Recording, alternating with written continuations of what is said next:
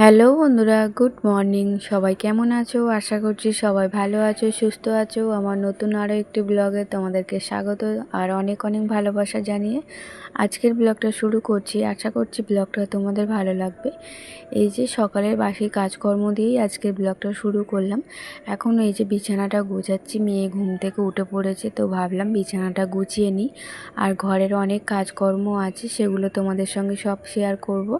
কাজকর্ম বলতে কি বলো তো, আজকে না ফ্রিজটা একটু পরিষ্কার করতে হবে। আর আমার রান্নাটা সব হয়ে গেছে, তো সকালেই রান্নাটা করে নিয়েছি। টুকিটাকি ঘরের কাজকর্ম করব বলেই সকালে রান্নাটা করেছি। কি রান্না করেছি না করেছি সেটাও তোমাদের সঙ্গে অবশ্যই শেয়ার করব।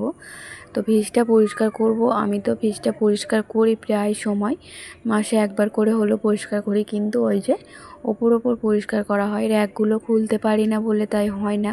তো আজকে হাজব্যান্ডকে সকালে বলেছি যে র্যাকগুলো খুলে দিতে। তো আমি যে র্যাকগুলো সামনে আছে ওগুলো খুলতে পারি, যেগুলো আর কি ক্লিপ সিস্টেম সেগুলো খুলতে পারি না। তো ওগুলো না খুলে দিলে হবে না, তাই জন্য না ফ্রিজটা পুরো ডিপ ক্লিন করা হয় না, ওই ওপর পরিষ্কার হয়। তো হাজব্যান্ড খুলে যতবার দিয়েছে ততবারই ডিপ ক্লিন করা হয়েছে, আর না খুললে ওই ওপর হয়। তো বলছি, তো চলো এখন বিছানাটা তো গোছানো হয়ে গেছে। আর তো কি রান্না করেছি না করেছি তোমাদের সঙ্গে একটু শেয়ার করে দিই। আজকে রান্না করেছি হচ্ছে ডিম দিয়ে আলু দিয়ে একটা তরকারি করেছি, এটা শুধুমাত্র আমার জন্যে। আর এখানে রান্না হয়েছে মাছ, তো এই মাছটা হচ্ছে হাজব্যান্ড আর মেয়ের জন্য করেছি। আর টকের ডাল করেছি। আমার মাছ খেতে একদম ভালো লাগছে না, তাই জন্য আমার জন্য আর কি মাছ করিনি। আর এদিকে দেখো ফ্রিজটা সব মানে বার করে নিয়েছি, যা ছিল ফ্রিজের মধ্যে সব বাইরে টেবিলে রেখেছি। রেখে এই র্যাকগুলো আমি তবু খুলতে পারি টেনে, কিন্তু আটকানো র্যাকগুলো আমি একদম খুলতে পারি না। ওইগুলো ওই যে দেখতে পাচ্ছ ফাঁকা হয়ে আছে, এগুলো আর কি হাজব্যান্ড খুলে দিয়ে ও চলে গেছে কাজে।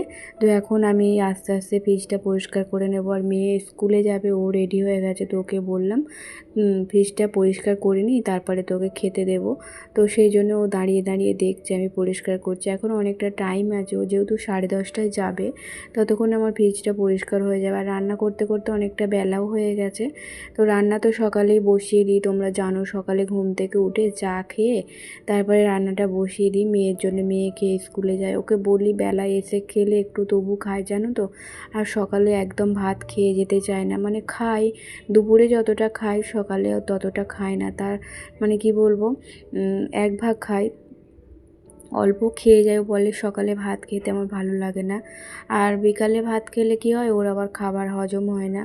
তো তাও ওকে সকালে খেয়ে যেতে হয়, ওই হালকা টিফিন দিই। তোমাদের তো বলেছি সকালে ভাত খেয়ে গেলে হালকা একটু টিফিন দিই, আর এসে খিদে পেলে ওই মুড়ি দিয়ে তরকারি দিয়ে একটু মাখিয়ে দিই, খাই। কোনো দিন ফল থাকে ফল খেয়ে নেয়। তো এই খেয়ে হয়ে যায়। সন্ধেবেলা তো ওকে টিফিন দিতেই হয়, বিকালে না খেলে সন্ধেবেলা ওকে টিফিন দিতেই হয়। আর সন্ধেবেলাও মাঝে মাঝে কী করি বলো তো, ওই হাজব্যান্ড একটু কেক এনে দিল, তারপরে হচ্ছে কি বলে ভেজ প্যাটিস, এগুলো মাঝে মধ্যে এনে দেওয়া হয়। বাইরের খাবারটাই ও বেশি পছন্দ করে, ঘরের খাবার খুব একটা পছন্দ করে না। তো অনেক বুঝিয়ে সুঝিয়ে তবু একটু ঘরের খাবার খাওয়ানো যায় মাঝে সাঝে, কিন্তু সব সময় খেতে চায় না। তো আমার ফ্রিজটা পরিষ্কার হয়ে গেছে। আর আজকে ফ্রিজটা পরিষ্কার করতে গিয়ে একটা মানে কি বলবো, হয়ে গেছে, একটা র্যাক, এরকম র্যাক একটা ভেঙে গেছে অনেকটাই। তো মনটা একটু খারাপও হয়ে গেছে যে ফ্রিজটা পরিষ্কার করব বলে বার করালাম, তো একটা ক্ষতি করে বসে রইলাম। যাই হোক, তোমাদের শেষে দেখাবো কোন জায়গাটা কোনখানে ভেঙে গেছে। আর ফ্রিজটা পরিষ্কার করে নিয়েছি, আর সবার শেষে একদম ভিডিও সব শেষে তোমাদের ফ্রিজটা একবার ফাইনাল লুক দেখিয়ে দেবো। আর দেখো দীর্ঘদিনের অপেক্ষার পর আমার ঘরে এসছে এই যে প্লাস্টিকের ওয়ালপেপারটা। তো ভেবেছি এক, আর এসেছে আর এক, জানো তো। আমি ভেবেছিলাম খুবই মোটা আর খুব ভালো হবে, কিন্তু একদম ভালো না, একদম ভালো না, একদম পাতলা, আর খুব একটা আঠাও নেই এর মধ্যে দেখতে পাচ্ছি। তো কি বলবো, একদম যেমন নর্মাল যে প্লাস্টিকগুলো হয় সেরকমই। শুধুমাত্র আমার মানে দরকার প্রয়োজনের জন্য আমি অর্ডার করেছিলাম, জানলে আমি অর্ডার করতাম না। আমার হাজব্যান্ডও দেখে করছিল, বললো আর একটু দাম দিয়ে নিতে পারতে। তো দাম দিয়ে নিলেও কি এরকম হবে কি আমার ঠিক জানা নেই, আমি তো কোনো দিন অর্ডার করিনি, তো চলো এখন রান্নাঘরটা একটু সুন্দর করে সাজিয়ে নিই।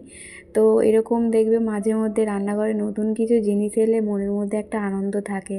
আমার তো ভীষণ ভালো লাগে রান্নাঘরে কেন, ঘরেতে বেডরুমে যে কোনো জিনিস একটা নতুন এলে দেখবে ঘরেতে মনের মধ্যে একটা আনন্দ কাজ করে। তো যেদিন থেকে এসেছে শুধু ভাবছিলাম কবে এটা লাগাবো, কিন্তু আমার ওই যে হাতের কাজের জন্য আমি লাগাতে পারছিলাম, তো এখন আমার হাতের কাজটা নেই, তাই আজকে লাগাচ্ছি। তো মেয়ে বারণ করে গেছে, তো তোমাদের আগের ব্লগেও বলেছি যে মেয়ে বারণ করে গেছে, বলে গেছে যে আমি এলে তারপরে স্কুল থেকে এলে লাগাবে। তো কিন্তু ও তো স্কুল থেকে আস্তে আস্তে 3টে বেজে যাবে, তখন আর আমার কাজকর্ম করতে ভালো লাগে না। আর এখনই দুপুরবেলা প্রায় এখন 12টার মতো বাজে, এত গরম এত গরম, তো তোমাদের সঙ্গে পুরোটা শেয়ার করতে পারলাম না। এটা মানে বসাতে গিয়ে আমার অনেকটা কষ্ট হয়ে গেছে, অনেক ঘাম বেরিয়ে গেছে, শেষমেশ বসাতে পেরেছে কিন্তু ঠিকঠাক মনের মতো করে হয়নি।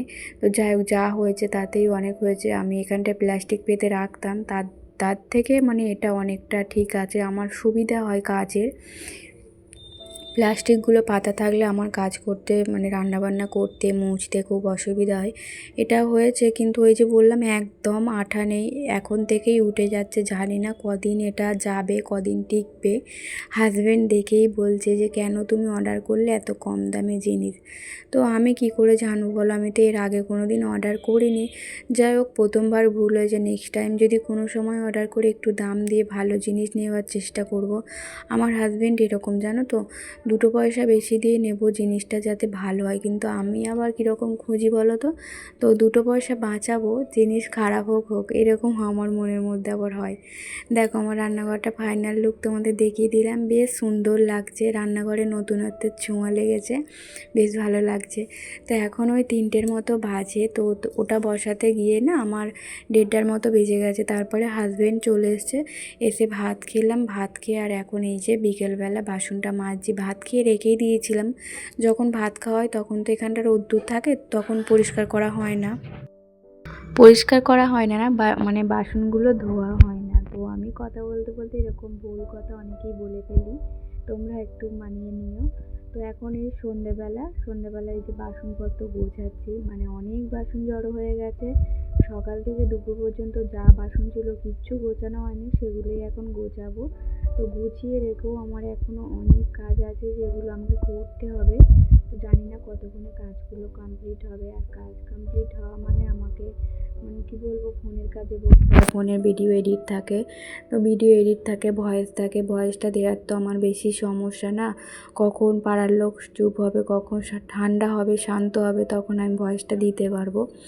এই একটা আমার মনের মধ্যে সবসময় টেনশান থাকে যতক্ষণ না ভয়েসটা দেওয়া হচ্ছে। সমস্ত বোতল খালি হয়ে গেছিলো, জল ভরে নিলাম। আর আজকে না দুপুরে খাওয়া দাওয়া করার পর একটু শুয়েছিলাম, ঘুম ভাঙতেই কী মনে হচ্ছে জানো তো, ঘুমটা ভাঙতেই শুধু মনে হচ্ছে একটু ফুচকা খাই, এত ফুচকা খেতে ইচ্ছা করছে যে কি বলবো। তো হাজব্যান্ডকে বলতেই হাজব্যান্ড কিছুক্ষণ পরেই আমার জন্য ফুচকা এনে দিয়েছে, একদম সেরা দোকান থেকে ফুচকা এনে দিয়েছে। কিন্তু আজকে ফুচকাটা খেয়ে ঠিকঠাকভাবে মন ভরলো না, কারণ হচ্ছে এই যে তেঁতুল জলটা এত পরিমাণে টক আর নুন হয়ে গেছে যে মুখে দেয়া যাচ্ছে না, মানে খাওয়ার পর না দাঁতগুলো কীরকম শিরশির করছে, একদম ভালো লাগছে না।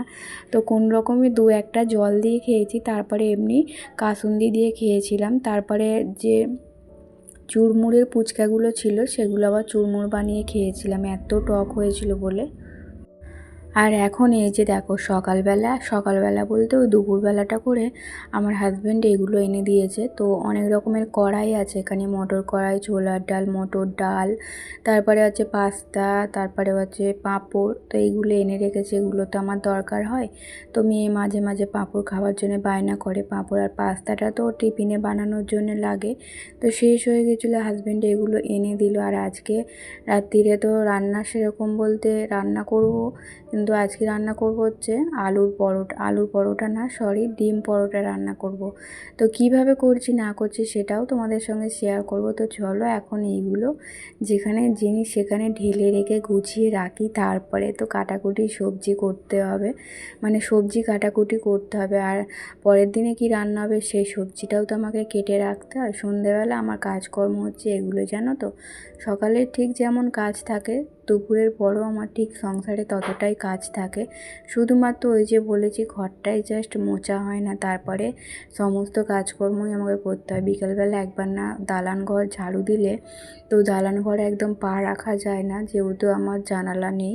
জানালা আছে মানে ওই যে ফাঁকা, ধুলো ময়লা যাবতীয় যা কিছু সব ঘরে ঢোকে, তাই জন্যে ঘরটাকে আমাকে 3বার 4বার করে ঝাড়ু দিতে হয়। তো সমস্ত জিনিসটা ঢেলে রেখে এখন এখানে র্যাকে গুছিয়ে নিচ্ছে। আর দেখো না, র্যাকটা যখন প্রথম নিয়ে আসি তখন ফাঁকা ফাঁকা ছিল, যত দিন যাচ্ছে তত ভরে যাচ্ছে, একটার পর একটা কৌটো জড়ো হচ্ছে আর এই জায়গাটা ভর্তি হয়ে যাচ্ছে।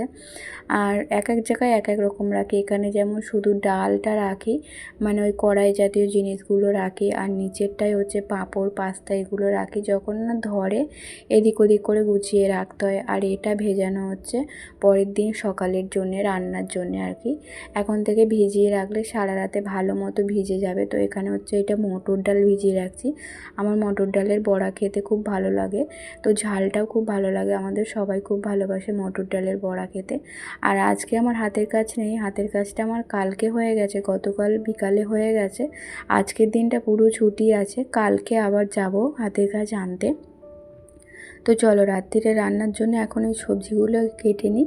এখানে পেঁয়াজ কেটেছি আর একটু ধনেপাতা। তো আমি ডিম পরোটা কীভাবে করি না করি সেটা কিন্তু আমার মন থেকেই করেছি, ফোন দেখে আমি কোনো রকম করিনি।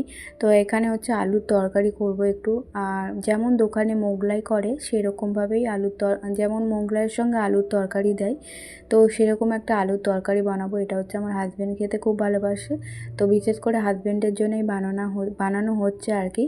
আর পরোটাটাও ঠিক মোগলাইয়ের মতো, মোগলাইয়ের যে মশলাগুলো দেওয়া হয় সেগুলো বাদ দিয়ে আমি দিই। মোগলাই যেমন আদা রসুন দিয়ে বিস্কুটের গুঁড়ো না নেড়োর গুঁড়ো দিয়ে একটা আর কি বানিয়ে রাখি, কি বলে ওটাকে আমার ঠিক জানা নেই, তার মধ্যে ডিম ফাটিয়ে তারপরে হচ্ছে মোগলাইটা বানানো হয়। আর আমি যেভাবে বানাই সেটা তোমাদের সঙ্গে শেয়ার করছি। চলো আগে আটাটা মেখে নিই। তো যেমন আর কি লুচি করার জন্য আটা মাখা হয় নর্মাল, সেইভাবেই একটু তেল দিয়ে নিয়েছিলাম আগে। তেলটা দিয়ে ভালো করে আটাটা মেখে নিই, ময়দাটা মেখে নিয়ে অল্প অল্প করে জল দিয়ে ময়দাটা এখন মেখে নেব। তো সবার ওই 2টো কি 3টের মতো হচ্ছে, আমার হাজব্যান্ডের 3টের মতো করছে, আর আমরা 2টো একটা করে খাবো। আর যদি এক্সট্রা আটা মাখা থাকে তো ফ্রিজের মধ্যে রেখে দিই, জানো তো পরের দিন সকালে টিফিন করতে আমাদের সুবিধে হয়, তার জন্য একটু বেশি করেই ময়দাটা মাখা হয়। এদিকে আমার তরকারিটা হয়ে গেছে, তো তরকারিটা বসিয়েই ওদিকে ময়দাটা মাখতে গিয়েছিলাম, ততক্ষণে এটা সেদ্ধ হয়ে গেছে। আর একদম দোকানের মতো করে করেছি, দোকানে যেমন একদম শুকনো শুকনো হয়। তো সন্ধ্যে থেকে চা খাওয়া হয়নি জানো তো বন্ধুরা, ফুচকা খেয়েছিলাম বলে সন্ধ্যেবেলা চাটা খাওয়া হয়নি। এখন প্রায় কটা বাজে বলো তো, 9:45 মতো বাজে, এখন চা খাচ্ছে। চা না খেলে আমার আবার মাথার যন্ত্রণা আরম্ভ হয়ে যাবে। এমনিতেও তো মাথার যন্ত্রণার জন্য চশমা ব্যবহার করতে হয় আমাকে বেশিরভাগ সময়টা, তো তাই জন্যে চাটা আগে খাচ্ছি। চাটা না খেলে আমার হাজব্যান্ডের কিছু যায় আসে না, কিন্তু আমার আবার মাথার যন্ত্রণা হয়ে যাবে। তাই আরও একটু চাটা করলাম, আর চায়ের সঙ্গে 2টো বিস্কুট নিলাম। খিদে তো সেইভাবে পায় না। তো চলো কীভাবে বানাচ্ছি দেখো, একদম মোগলাইয়ের মতো করেই বানাবো, শুধু এর মধ্যে ধনেপাতা কাঁচা লঙ্কা আর হচ্ছে পেঁয়াজ কুচি দিয়েছি। দিয়ে মোগলাই যেভাবে আর কি পাট পাট করে ভাঁজ করে সেই রকমভাবেই আমি পাট পাট করে ভাঁজ করে আর এটা তেলের মধ্যে ছেড়ে দেব, দিয়ে ওই লাল লাল করে ভেজে নেবো। আর একদম আঁচটা হালকা লো আঁচে করতে হবে, নইলে কী হবে ভেতরটা একদম কাঁচা থেকে যায়। তো দেখো তোমাদের সঙ্গে তো সকালে ফ্রিজটা পরিষ্কার করেছিলাম, তো ফাইনাল লুকটা তোমাদের দেখানো হয়নি, তো এখন দেখিয়ে দিলাম। তো আজকের ব্লগটা এই পর্যন্তই, কেমন লাগলো জানিও। টাটা।